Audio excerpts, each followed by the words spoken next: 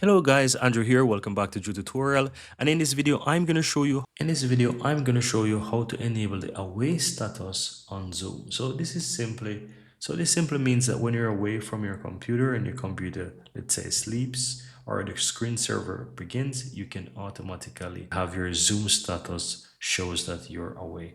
So to enable that, guys, you want to go ahead and open up your Zoom, of course, and then on the upper right, click on your account, then hover profile and click in my profile. This is going to open up your browser and you'll be able to find your profile. Now scroll down a bit on the left hand side and go to settings. And from here, under the settings, you want to click on general at the top there.